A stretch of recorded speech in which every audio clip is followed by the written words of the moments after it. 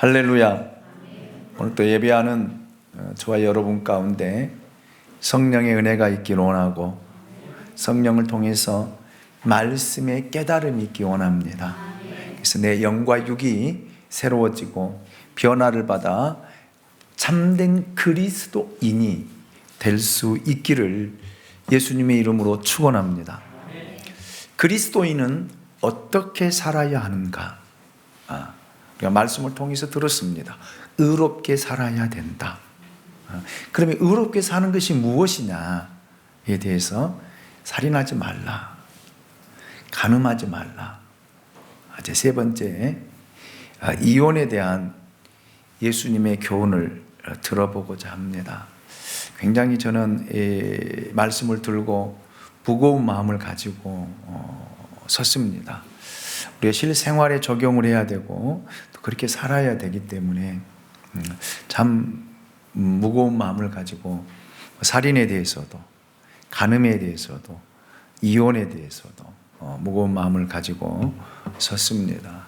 그래서 여러분들이 이 말씀을 통해서 다시 한번 우리 자신들을 돌아보고 가정을 돌아볼 수 있는 그런 시간이 될 수 있기를 원합니다. 오늘 이 시대에는 살인하는 시대요, 간음하는 시대일 뿐만 아니라 이미 이혼하는 시대가 되었습니다. 그래서 요즘에는 또 황혼 이혼도 굉장히 유행을 하고 있더라고요. 전 세계적으로 이혼에 대한 통계가 시시각각으로 급증하고 있는 상황을 보게 됩니다. 동시에 이혼은 결혼보다 더 쉽고 더 빠르게 이루어지고 있는 것이 오늘 우리가 살고 있는 이 시대의 모습이기도 합니다. 이혼으로 인해 생기는 가정의 파괴, 부부의 파괴, 자녀들의 파괴도 일어나고 있는 현실을 또 우리 눈앞에서 목격하고 있습니다. 예수님께서는 이혼의 여러 가지 당위성과 합법성을 찾으려고 하는 서기관들과 바리새인들의 이 견해를 물리치시고 성경의 바른 이혼관에 대해서 말씀해 주고 있습니다. 그것은 음행한 연고 없이 이혼은 안 된다라고 예수님께서 못 받고 있는 것을 볼 수가 있습니다. 현대인들은 여러 가지 이유, 성격 차이, 환경 차이, 여러 가지 이유로 이혼을 서슴지 않고 행하고 있어요. 물론 얼마나 고민하겠습니까? 얼마나 갈등하겠습니까? 쉬운 일이 아니거든요. 어려운 일이거든요. 힘든 일이거든요. 밤을 지새우면서 고민하고 갈등한 끝에 결정하는 것이다 라고 저는 생각을 합니다. 그럼에도 불구하고 여러분, 성경은 우리에게 이렇게 가르쳐주고 이렇게 말씀해 주고 있습니다. 어떤 이유로도 정당화되지 못한다라고 하는 사실을 성경은 우리에게 가르쳐주고 있습니다. 이혼으로 인하여 생기는 결과에 대해서는 책임을 지기 싫어하는 것이 또한 현대인들의 특징 가운데 하나이기도 합니다. 즉, 특권과 권리만을 찾고 생각한다라는 그런 사실입니다. 오늘 현대인들의 이러한 이혼관은 예수님 당시 서기관과 바리새인들의 것과 아주 흡사하고, 아니 똑같다라고 저는 생각을 합니다. 특별히 요즘에 젊은 사람들 굉장히 사고들이 우리보다 훨씬 더 앞서가 있기 때문에 만나는 것도 쉽고 헤어지는 것도 쉽고 결혼도 아주 쉽게 하고 이혼도 너무너무 쉽게 하는 이런 모습들을 보게 되는데, 특별히 오늘 젊은 세대들이 이 말씀을 듣고 여러분들의 사고와 생각이 변화가 있기를 원합니다. 지금까지는 어떤 생각을 했고 어떤 삶을 살아왔을지라도 괜찮아요. 괜찮습니다. 여러분들이 지금 어떤 결정을 했고 또 그렇게 살고 있다 할지라도 괜찮습니다. 이 이후로, 이 말씀을 들은 이후로는 우리가 이렇게 살아야 될 줄로 믿습니다. 이렇게 살아야 될 줄로 믿습니다.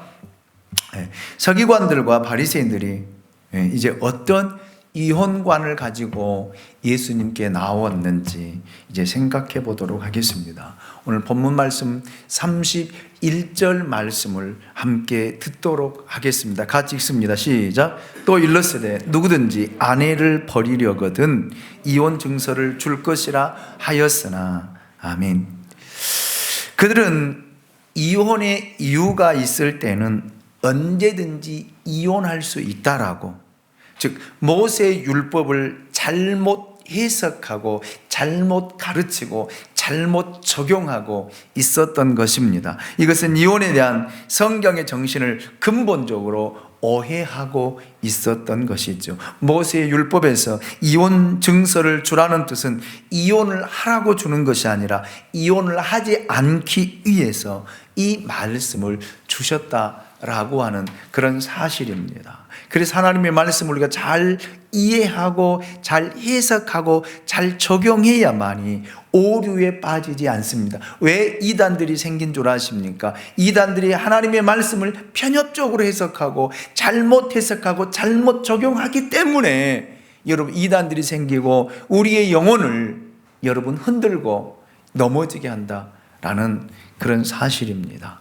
실제로 구약 시대에는 이혼과 간음이 연결되어 있지 않았습니다. 율법에서는 간음하면 이혼하라는 말이 아니라 돌로 쳐 죽이라고 했어요. 돌로 쳐 죽이라고 했습니다. 그러면 구약에서 이혼이 기록된 목적이 무엇일까요? 그것은 남자들로 하여금 사소한 이유로 이혼하지 못하도록 하나님께서 법으로 이렇게 제정하고 만들어 놓으셨다라는 말입니다. 그 당시 여자들은 남자들에게 함부로 취급을 받았습니다. 인권도 없었습니다. 자유도 없었습니다. 그래서 여자들은 약자였어요. 약자. 어찌 보면은 사람 취급받지 못하고 하나의 물건 취급받는 그런 시대였어요. 그래서 일부 다처제가 여러분 허용이 됐잖아요. 능력만 있으면요, 한 남자가 10명, 20명, 30명까지도 거느릴 수 있는 그런 시대입니다. 그러니까 마음만 먹으면요, 여자를 버리고 여자를 바꾸는 것은 어찌 보면 누워서 식은 죽 먹는 것처럼 쉬웠어요. 못생겼다고 버리고요, 뚱뚱하다고 버리고요, 음식 못한다고 버리고요, 이랬다니까요. 이런 시대가 있었습니다. 그리고 남자들은 자기에게 이기적인 동기와 정욕, 색욕 때문에 자기 아내를 학대하고 아내를 버리는 일들이 비일비재했다라는 말입니다. 그래서 이 이혼을 할 때는 이혼 증서를 써서 이 여자에게 자유를 주라는 거예요. 다른 데로 시집갈 수 있는 길을 열어달라는 거예요. 그래서 이혼 증서를 써달라고 했던 것입니다. 네. 하나님은 모세 율법으로 이혼은 이런 조건일 때에만 가능하다고 규정했습니다. 첫 번째 이혼의 이유는 신명기 24장 1절에 보면 사람이 아내를 데려온 후에 수치되는 일이나 기뻐하지 않는 일이 발견될 때, 즉 생리적이거나 육체적 결함이 발견될 때에 이혼하라고, 이혼 증서를 써서 주어 이혼하라고 말씀했습니다. 그것은 다른 사람에게 증명되어야 했기 때문입니다. 이것은 이혼 이유를 주기보다는 극히 제한되어 있는 그런 상황이지요. 네. 두 번째, 이혼을 하기로 결정했을 때는 여자에게 반드시 이혼 증서를 주도록 했습니다. 신명기 24장 1절 하반절을 보시면 이혼 증서를 써서 그의 손에 주고 그를 자기 집에 내보낼 것이요 그랬거든요. 이것은 이 여자가 간음 때문에 이혼당한 것이 아니라고 하는 것을 확인해 주므로 돌에 맞아 죽는 일을 막고 또 그 여자로 하여금 길을 열어주도록 이렇게 했다라는 그런 말입니다. 그리고 다른 남자와 재혼할 수 있는 기회를 공식적으로 주기 위해서 이 제도를 하나님이 만든 거예요. 그런데 그 당시 바리새인과 서기관들은 이걸 악용했다라는 말입니다. 잘못 해석하고 잘못 오해하고 잘못 사용하고 있었던 것들을 예수님께서 지적하고 있는 것을 엿볼 수 있습니다. 세 번째, 한번 이혼 증서를 써줄 경우 다시 그 남자와 결혼할 수 없도록 하나님 법으로 만들었습니다. 이혼당한 여자가 다른 남자와 결혼해서 살다가 두 번째 남편에게 또 이혼당했을 경우에 본 남편과 다시 결혼할 수 없다라는 뜻입니다. 재결합할 수 없다라는 그런 말이지요. 그러니까 이 말씀을 보면 철저하게 여자를 보호하기 위한 하나님의 법이에요. 그러면 왜 남자들은 강자이거든요. 그래서 제가 그랬잖아요. 남자들은 일부 다처제이기 때문에요. 얼마든지 자기 능력이 되면요, 여자를 얻을 수 있고 아내로 삼을 수 있기 때문에 여자들을 보호하기 위한, 약자들을 보호하기 위한 제도입니다. 그러니까 오해하지 않기를 바랍니다. 예. 이것은 무엇을 뜻하는 것일까요? 이혼은 절대 함부로 해서 안 된다는 것을 보여주는 하나님의 의지가 말씀 속에 담겨져 있다라는 말입니다. 이혼에 대한 율법의 정신은 남자들이 여자를 함부로 버릴 수 없게 만든 데 있고, 꼭 이혼을 해야 된다라면 극히 제한된 조건에서만 이혼해야 된다라는 그 목적이 있습니다. 그러나 서기관들과 바리새인들은 모세가 이혼 증서를 써주라고 한 것에만 강조하여 얼마든지 이혼할 수 있다라고 하는 정반대의 해석을 내리고 쉽게 여자를 버리고 남자의 정욕과 이기심을 만족시키도록 했습니다. 예. 이것이 그 당시의 상황이에요. 실제로 오늘날 여러분 왜 이혼이 많이 이루어지고 있는지 여러분 생각해 보신 적이 있습니까? 저는 많이 생각을 해요. 왜? 현대사회가 이것이 너무나 이제는 합법화되어 가다 보니까 젊은 세대들이 여러분 결혼도 쉽게 하고요, 이혼도 너무 쉽게 하고 이혼율이 너무너무 높아요.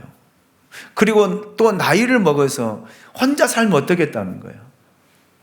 황혼 이혼들이 너무 많더라고요. 황혼 이혼들이. 또 여자분들이 또 기다렸다는 듯이 남편이 정년퇴직하고 나면은 그 재산을 분할해서 하기 위해서 그때까지 참고 있다가 제날 딱 재산 분할해서 이혼하자고 딱 이혼 청구를 하는 것도 저는 보았어요. 우리 동네에도 그런 분이 계시더라고요. 공직에 계셨던 분이 뭐 30몇 년인가 공직 생활을 하고 정년퇴직해서 퇴직금과 모든 걸 딱 나오니까 부인이 그때 이혼 증서를 내밀고 이혼하자고 하니까 재산 정확히 반으로 분할 청구해서 나누어 갖고 이혼하는 모습을 보았어요. 남자는요, 이혼하고 나니까 전에는 어깨에 굉장히 힘이 들어가고 당당하게 다녔는데 이혼하고 나니까, 여러분 퇴직하고 이혼하고 나니까 정말 가엾어 보이더라고요. 요즘에는요, 남자가 강자가 아니라 여자가 강자더라고요. 남자는 약자예요. 시대가 바뀌었어요. 평생 가정과 식구들을 위해서 헌신하고 직장 생활하고 돈 벌어다가 나이 먹어서 늙으니까 여자가 남자를 버리더라고요. 남자가 여자를 버린 것이 아니라요, 여자가 남자를 버려요. 남자들이요, 잘하십시오. 아멘들을 안 하시네. 잘하셔야 돼요. 그래서 이사 가면은요, 여자가 좋아하는 거 꼭 끌어안고 있으라고 하잖아요.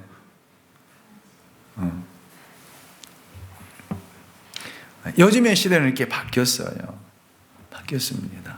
그래서 예수님 다시 오실 때 성경을 좀 바꿔야 될 것 같아요. 성경을. 그때 당시에는 이렇게 그랬어요. 여자들이 굉장히 약자였어요. 예. 그렇기 때문에 여러분 참 안타까운 현실들이 참 많이 드러나고 나타나는 것을 보게 됩니다. 여러분, 아마 여러분 자녀들 결혼식 놓고도 부모님들은 아마 노심초사 그런 생각을 할 거예요. 우리 자녀들에게는 이런 일이 생기지 않아야 될 텐데, 이런 일이 벌어지지 않아야 될 텐데, 정말 잘 살아야 될 텐데, 이런 마음. 그렇기 때문에 부모라면 한 번쯤은 아마 생각해 보셨을 거예요. 정말 이혼해야 할 이유가 때문에 이혼한 것일까? 아니면 남편의 이기적인 그런 정욕과 마음의 완악함 때문에 이혼한 것일까? 예수님께서는 드러나는 모습보다도 그 마음에 뭘 보시고, 중심을 보시고 이렇게 말씀을 하고 계시고, 예수님께서 이러한 서기관과 바리새인들의 잘못된 태도에서 단호하게 이렇게 말씀하셨습니다. 오늘 본문 마태복음 5장 32절 말씀을 같이 한번 읽어보도록 하겠습니다. 같이 읽습니다. 시작. 나는 너희에게 이르노니 누구든지 음행한 이유 없이 아내를 버리면 이는 그로 간음하게 하며 또 누구든지 버림받은 여자에게 장가드는 자도 간음함이니라. 아멘. 이 말씀을 마태복음 19장 3절로 9절에서 더 예수님께 더 자세하게, 더 세세하게 말씀하고 있는 것을 볼 수 있습니다. 제가 읽어드릴게요. 바리새인들이 예수께 나와 그를 시험하여 이르되 사람이 어떤 이유가 있으면 그 아내를 버리는 것이 옳으니까. 예수께서 대답해 이르시되 사람을 지으신 이가 본래 그들을 남자와 여자로 지으시고 말씀하시기를 그러므로 사람이 그 부모를 떠나서 아내에게 합하여 그 둘이 한 몸이 될지라 하신 것을 읽지 못하였느냐. 그런즉 이제 둘이 아니요 한 몸이니 그러므로 하나님이 짝지어 주신 것을 사람이 나누지 못할지니라 하시니 여짜오되 그러면 어찌하여 모세는 이혼 증서를 주어서 버리라 명하였나이까. 예수께서 이르시되 모세가 너희 마음의 완악함 때문에, 뭐 때문에요? 마음의 완악함 때문에 아내의 버림을 허락하였거니와 본래는 그렇지 아니하니라. 내가 너희에게 이르노니 누구든지 음행한 이유 외에 아내를 버리고 다른 데 장가드는 자는 간음함이니라. 아멘. 이렇게 말씀하셨어요. 이렇게 풀어주셨어요. 이렇게 해석해 주셨습니다. 예수님은 사람들이 이혼을 쉽게 하는 이유를 이렇게 정의하셨어요. 이렇게. 첫 번째, 예수님은 사람들이 이혼을 쉽게 하는 이유를 결혼의 참된 의미와 목적을 모르기 때문이다 라고 지적을 하셨습니다. 여러분, 결혼이란 남자가 부모를 떠나 여자와 한 몸을 이루는 것입니다. 그렇기 때문에 여러분 결혼시키면요 데리고 살지 마세요. 왜 데리고 살려고 그래요? 왜 가까이 두고 살려고 그래요? 이 부모의 생각들이 잘못되어 있어요. 멀리 쫓아서 합니다. 멀리 보내자. 아멘입니까? 멀리 보내야 돼요. 성경이 그렇게 가르쳐 주고 있잖아요. 성경이. 네. 결혼이란 남자가 그 부모의 곁을 떠나서 사랑하는 여자와 한 몸을 이루는 것, 이것이 결혼이라고 예수님이 정의하신 거예요. 결혼이란 이래 둘이 아니요 한 몸이기 때문에 결코 나누어질 수 있는 것이 아니다라는 말입니다. 이러한 성경적인 결혼의 뜻을 이해하지 못한 채 이기적인 동기로 결혼하게 되면 위기가 올 때에, 어려움이 올 때에 즉각 이혼하게 된다라는 사실입니다. 결혼은 단순히 성적인 만족을 위해서 있는 것이 아닙니다. 성적인 만족이 없고 매력이 없기 때문에 이혼해서도 안 된다라는 말입니다. 또한 결혼은요 성격 때문에 이혼해서도 안 된다는 거예요. 여러분, 부부가 맞을 것 같아요? 맞아요? 아니, 맞냐고요? 안 맞아도 그렇게 안 맞을 수 있어요? 안 맞아요. 생김새 다르고요. 성격 다르고요. 자라나온 환경 다르고요. 배경 다르고요. 다 달라요. 같은 거에 뭐가 있어요? 또 어떤 사람 착각가 돼요. 나는 우리 남편과 닮았대. 뭐가 닮아요? 착각하지 말라니까요. 안 닮았어요. 닮을 수가 없다니까요. 남자와 여자가 어떻게 닮아요? 성격이 같아요? 정반대적으로 만나요. 결혼이라고 하는 것을 쫓아서 다름을 인정하는 것이다. 인정하는 거예요. 당신과 나와의 다름을 인정해주고 살아가는 것이 가정이에요. 아멘입니까? 자꾸 안 맞다라고, 자꾸 맞춰달라고 요구하지 마세요. 그러니까 싸우는 거예요. 그래서 다툼이 일어나는 거예요. 그러나 부부는요, 한 몸이라겠잖아요. 그러나 맞춰가는 거예요. 아멘입니까? 서로 다르지만 서로 이해하고 서로 양보하고 서로 맞춰주는 것이 부부예요. 그렇잖아요. 손과 발이 같을 수 없잖아요. 그런데 여러분 보세요. 내 발에게 너는 왜 숟가락을 못 드냐고 발을 막 때리고 구박하고 그리고 발을 잘라내버린다고 생각해 보세요. 되겠습니까? 다름을 인정하기 때문에 발은 역할은 뭐만 하는 거예요? 걸어다니는 역할만 하는 거예요. 우리는 어렸을 때부터 우리 몸에 대해서 다름을 인정하고 배우며 살아가거든요. 그렇기 때문에 눈은 보는 것, 코는 숨을 쉬는 것, 입은 말하고 먹는 것, 귀는 듣는 것, 손은 움직이면서 만지고 감각을 느끼는 것, 발은요 걸어다니는 것.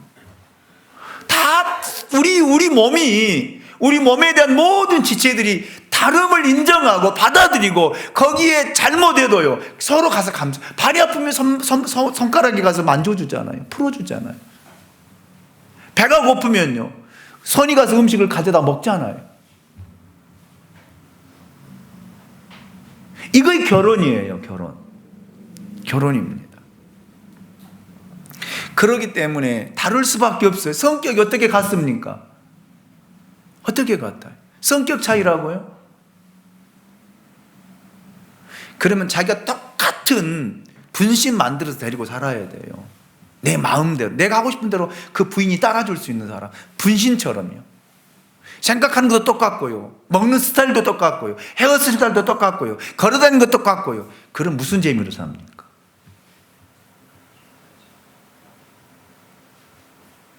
나와 똑같은 인간하고 둘이 산다고 생각해 보세요. 나는 못 살 것 같아요. 예? 바로 이혼한다고 하잖아요. 그렇지, 못 살지. 어떻게 장로님 똑같은 분하고 둘이 그런 여자를 데리고 살겠어요? 물어보면 난 몰라. 밥 해줘, 난 몰라. 그럼 어떻게 사냐 이 말이에요. 백원사님은 성격이 다르니까 장로님 못해도 백원사님이 해주잖아. 맞잖아요. 그래서 하는 거야. 그렇지. 다르니까 산다니까요. 그런데 우리는요 내화시키려고 그래. 자기화를 시키려고 그래. 성격도 자기처럼 되기를 원하고요. 행동도 자기처럼 하기를 원하고요. 그러려면 결혼하면 혼자 사세요. 서로 다르기 때문에 조화를 이루면서 하는 거예요. 그게 부부예요. 그 아름다움이 거기에 있는 거예요. 아멘입니까? 아멘이죠. 또한 결혼은요 아기를 낳게 있는 것도 아닙니다. 성공의 도구로 쓰여지는 것도 아닙니다. 즉 정략적인 결혼 안 된다라는 말이에요. 결혼은 사랑 때문이어야 하며 하나님의 섭리로 만나야 되고요. 하나님의 영광을 위해서 가정을 이루어야 될 줄로 믿습니다. 아멘이죠. 그러기에 결혼의 필수 요건은 사랑과 순종 그리고 순결이에요. 부부는 서로에 대한 이런 것들을 기억하고 생각하면서 가정을 이루어야 가정이 깨어지지 않는다라는 말입니다. 아멘이죠. 네. 두 번째, 이혼의 동기는 모세 율법 때문이 아니라 인간의 완악함 때문이다라고 예수님이 분명하게 지적해 주셨어요. 왜 이혼할까요? 사랑하지 않기 때문이거든요. 이기적인 동기가 그 속에 숨어 있기 때문입니다. 상대방에게 더 이상 이익을 취할 것이 없을 때 헌신짝 버리듯이 버린다는 거예요. 미련 없이 버린다는 거예요. 굉장히 우리는 그래서 이기적이에요. 나는 아닐 것 같지요. 아니, 저도 이기적이에요. 저도 말할 수 없이 이기적이거든요. 더 이상한 눈으로 저를 쳐다보지 마시고, 여러분들은 아닐 것 같으세요. 자, 보십시오. 여러분에게 맞춰주면 좋아요, 안 좋아요? 주현실 권사님, 백정규 집사님이 권사님에게 싹 하나부터 열까지 맞춰주면 기분 좋아, 안 좋아져요? 좋아요. 그럼 권사님이 백정규 집사님에게 맞춰주면 백정규 집사님 기분 좋을까, 안 좋을까요? 좋겠죠. 근데 맞춰주세요, 맞추라고 하세요?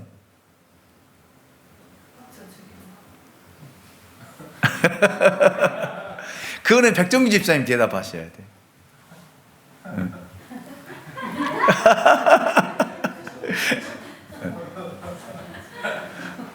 어때요? 김시엽 장로님. 장로님이 방권사님 맞춰주는 편이세요? 아니면 방권사님이 장로님에게 맞춰준 편이세요? 장로님 맞춰준 편이라. 방권사님 그래 생각하세요? 제가 다 보세요. 자기 관점에서. 자, 또 한번 물어봅시다. 심령만 집사님. 집사님이 권사님 맞춰준 편이에요? 권사님이 집사님한테 맞춰준 편이에요? 제가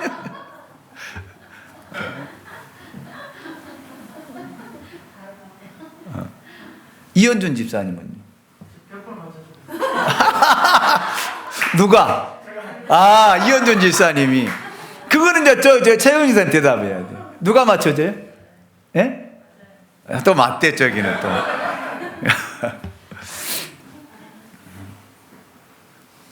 김삼식 장로님에게 물어보면은 김삼식 장로님 백선화 권사님 100% 맞춰주지요. 본인은 하나도 안 맞춰주죠. 그러니까 다 자기에게 맞춰주기를 원해요. 그렇죠? 그 정도 다 이기적이에요. 내가 상대방에게 맞춰준다라고 생각.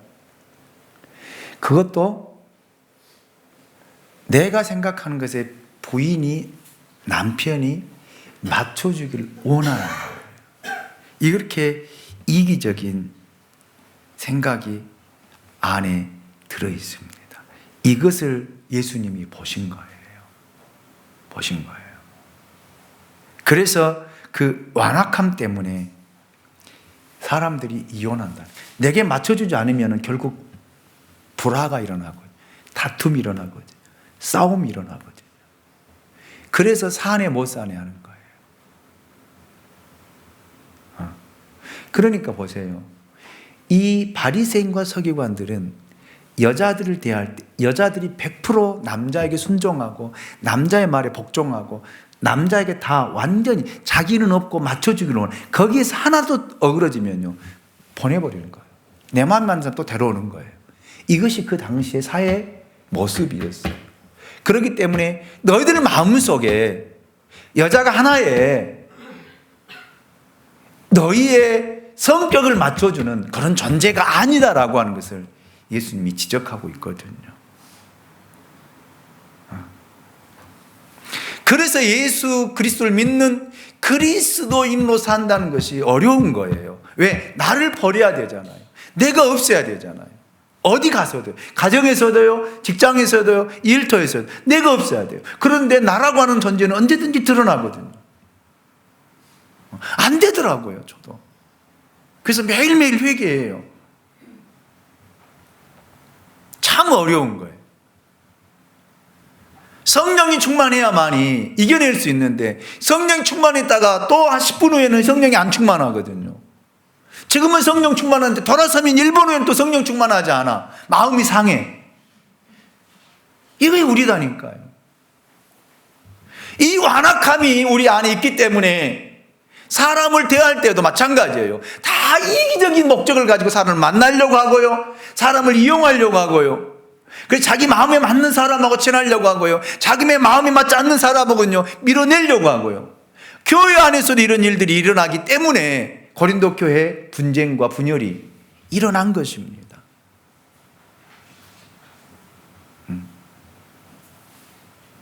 여러분, 우리는 우리를 버리고 맞춰줍시다. 옆 사람에게 이렇게 내가 당신에게 맞춰드릴게요. 주현식 원사님 백집사님한테 맞춰준다고 이야기 한번 하세요.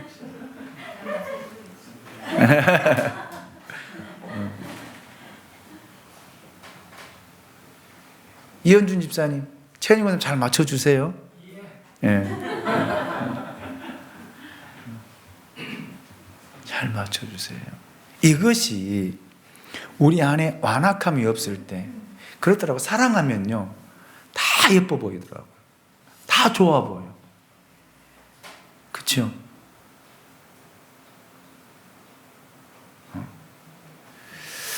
그렇기 때문에 여러분 예수님께서 그들의 바리새인과 서기관들의 그 마음의 완악함, 악함 때문에 이렇게 말씀하셨던 거예요. 세 번째는 예수님께 제시한 이혼의 조건은요, 음행을 행하였음을 경우라고 분명히 못을 받고 있습니다. 음행이란 포르네이아라고 하는 단어인데, 성적인 부도덕한 행위를 이야기합니다. 네, 오늘 부부관계와 신성 가정을 파괴하는 가장 큰 원인은 바로 간음에 있습니다. 현대는 간음 이외에도 여러 가지 이유 때문에 이혼을 해야 하고 또 강요당하고 있습니다. 이혼에 관한 이유를 따지고 묻고 있는 분은 예수님이 아니고 바리새인들이었습니다. 그들은 이혼의 합법적인 이유를 찾기에 골똘했어요. 그래서 그들은 하나님을 믿기 때문에 합법적인 것 찾아서 그 마음의 짐을 덜어버리고 자유하기 위해서 찾았다라는 거예요. 그러나 예수님은 어떻게 해서든 이혼하지 않는 이유를 깊이 생각하고 그들에게 말씀하신 것입니다. 이것이 예수님의 이혼에 대한 견해입니다. 다른 이유로 이혼했다라면 내 아내를 간음하게 할 것이다 라고 예수님께서 이렇게 말씀하셨습니다. 또 이혼의 오직 한 가지 이유는 간음뿐이라는 거예요. 간음뿐. 그래서 여러분 우리가 이 말씀들을 좀 깊이 생각하면서 여러분 이제부터서라도 우리 가정을 지켜가야 돼요. 아멘입니까? 특별히 예수를 믿는 우리 젊은 청년들이요. 여러분 결혼을 신중하게 생각하시고 결혼했다라면 여러분 사람이 인위적으로 나눌 수가 없다라고 예수님께서 말씀하셨듯이 남자들은 가정을 지켜야 될 책임이 있고요. 여자들은 가정을 세워야 할 의무가 있는 거예요. 아멘입니까? 예. 이제 말씀을 정리하도록 하겠습니다. 여러분 결혼의 중요성과 영혼성에 대해서 저는 이 말씀을 또 영적으로 이렇게 적용을 해 보았습니다.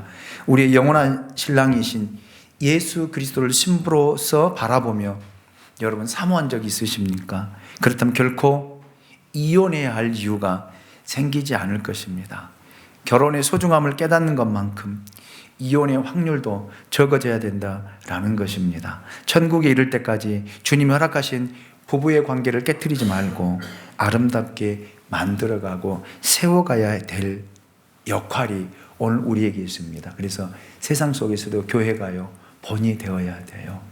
세상에 아무리 이혼하고 아무리 갈라서고 아무리 이런 일들이 할지라도 여러분 우리의 가정들만큼은 우리가 지켜야 되고 세워야 됩니다. 그리고 이혼의 동기는 사람의 완악함이 도사리고 있다는 사실을 깨닫고 먼저 내 속에 있는 죄악과 싸우고 이기심과 싸우십시오. 우리의 싸움은 혈과 육에 관한 싸움이 아니고 하늘에 있는 악한 영들과의 싸움입니다. 그래서 여러분 이 악을 제거한다라면 상황은 달라질 것입니다. 사단이 항상 배후에 역사하고 있다라는 거예요. 여기에 우리가 깨어있지 못하면 우리도 흔들리게 되어지고 넘어가게 되어 있다라는 말입니다. 여러분 그러므로 이제 이 말씀을 통해서 다시 한번 여러분 부탁을 드립니다. 우리의 욕심과 이기심, 자존심을 버리라는 거예요. 왜 그러냐면 죄는 우리를 사망의 음침한 골짜기로 인도하기 때문에 그렇습니다. 여러분 그래서 여러분 우리는 이런 우리 마음속에 이 완악함 이런 마음이 들 때마다 여러분 누구나 다 한번 살아보면서 다 이런 생각 안 해본 사람이 없어요. 그렇잖아요. 결혼하고 살아오면서 이혼에 대해서 한 번이라도 생각해보지 않는 사람이 있다는 그 사람은 거짓말이야.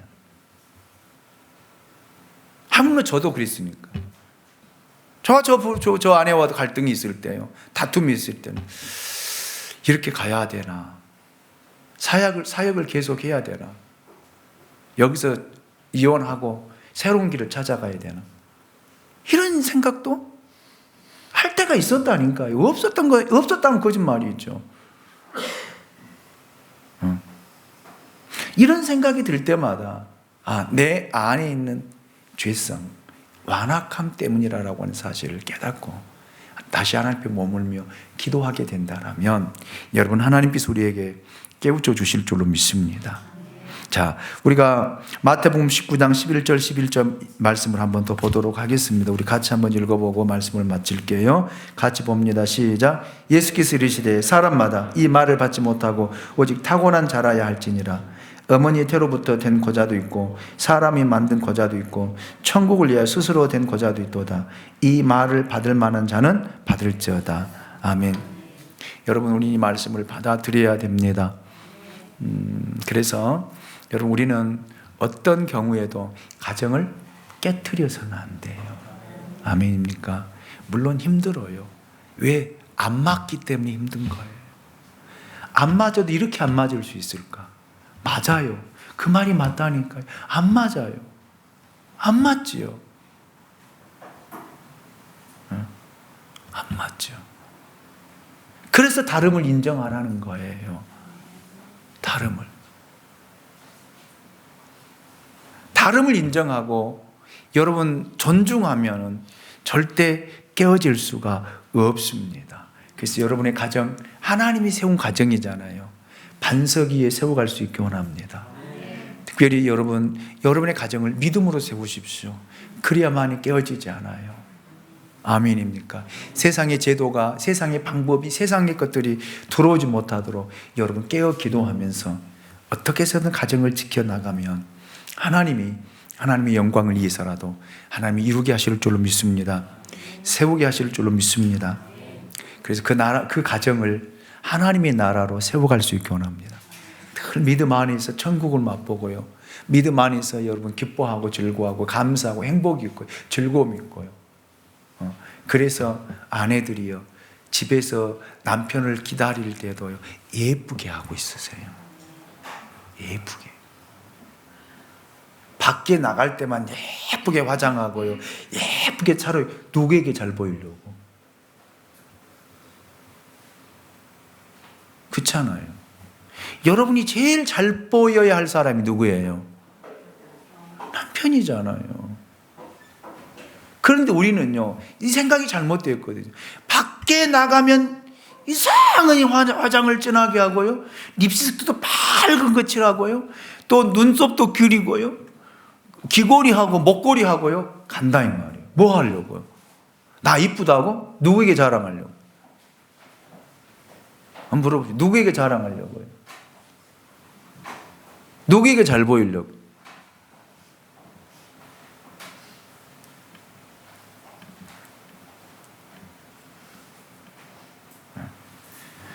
그렇기 때문에 여러분, 아내들이요, 집에 있을 때 남편에게 잘 보이게 해서요, 화장도 하고요, 립스틱도 바르고요, 머리도 훅가시도 누고요. 머리는 하루 이틀도 안 감아서 이렇게 산발되어 가지고 있는데 어느 남편이 가서 아내 사랑한다고 안아주겠어요? 생각해 보세요.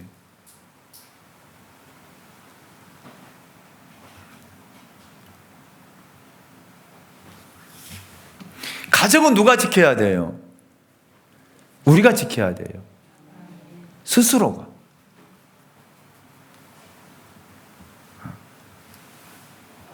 그렇기 때문에 부탁을 드립니다.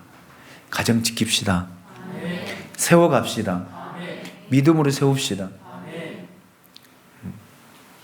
건강히 지켜서 가정에서 하나님 나라를 이루고 하나님 나라를 맛보아야만이 그 가정을 통해서 하나님 뜻이 이루어지지 않겠습니까? 우리 완악함 때문에, 이기심 때문에, 이기적인 것 때문에, 욕심 때문에 가정을 버리는 일이 없도록 우리 자신을 다시 한번 추스리고 돌아볼 수 있는 저와 여러분이 될 수 있게 원합니다. 이제라도 그렇게 하면 돼요. 괜찮아요. 지금까지는 어떻게 해서든지 그렇게 했을지라도 지금이라도 이제 하나님 이루어진 가정들을 우리들이 지켜갈 때 가정을 통해서 하나님 일하실 줄로 믿습니다. 특별히 젊은 결혼하지 않는 우리 청년들이요, 여러분 이런 생각을 가지고 여러분 가정을 이루어 간다면 여러분 가정은 행복한 가정, 여러분 가정은 복 있는 가정, 여러분 가정은 축복의 통로로 하나님이 세워주실 줄로 믿습니다. 기도하겠습니다. 우리